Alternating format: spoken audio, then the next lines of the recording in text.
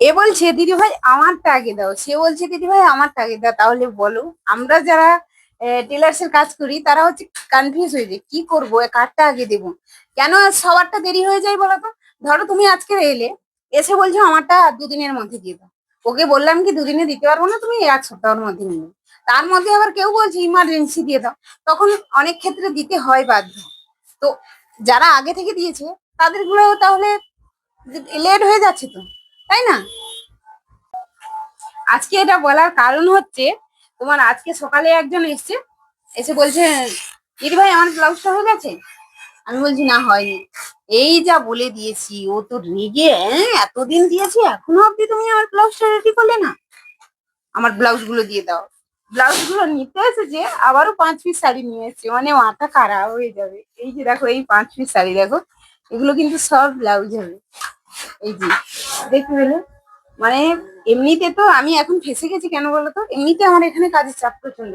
তার উপর এই যে পিস যে নিয়েছিলাম সব পিস নিয়ে নিয়েছে, সেগুলো কাটিং করতে হবে। কারিগর একটা ভালো দরকার। আমি এই কারণে বলছি, তোমাদের মধ্যে যদি কাজ জানা কেউ থাকে, আজকের ভিডিওটা করার এই উদ্দেশ্য, কেউ যদি ভালোভাবে একেবারে কাজ জানো, সেই রকম আমার সঙ্গে তাহলে যোগাযোগ করতে পারো, কমেন্ট করবে, তাহলে আমি কমেন্টের মধ্যে উত্তর দিয়ে দেবো।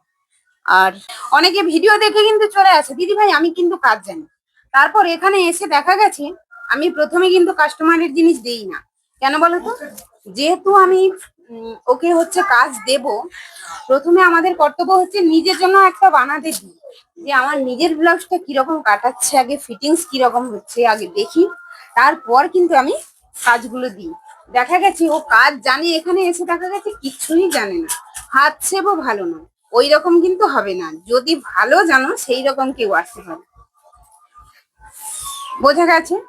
তো আমি এখানে কিন্তু আজকের 13-14 পিস শাড়ি আছে, এখানে সবগুলো কিন্তু আমি ব্লাউজের পিস গুলো বের করছি।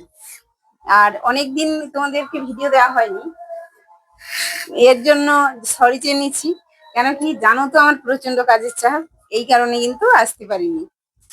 এবার আমি প্রত্যেক দিন কিন্তু একটা করে হলেও দেব, ভিডিও দেব সবার জন্য ভেবে রেখেছি।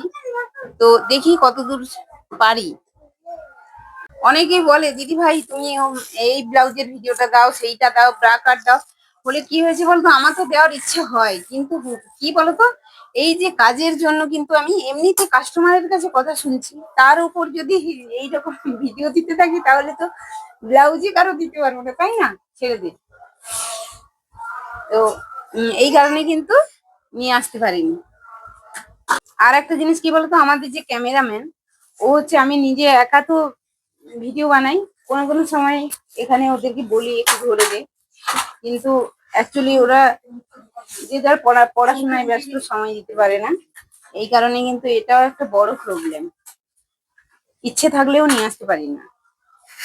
তো চলো আমি সবগুলো ব্লাউজ পিস কেটে নিই, আর বেশি বাড়াবো না, চলো টাটা, সবাই ভালো থেকো সুস্থ থেকো।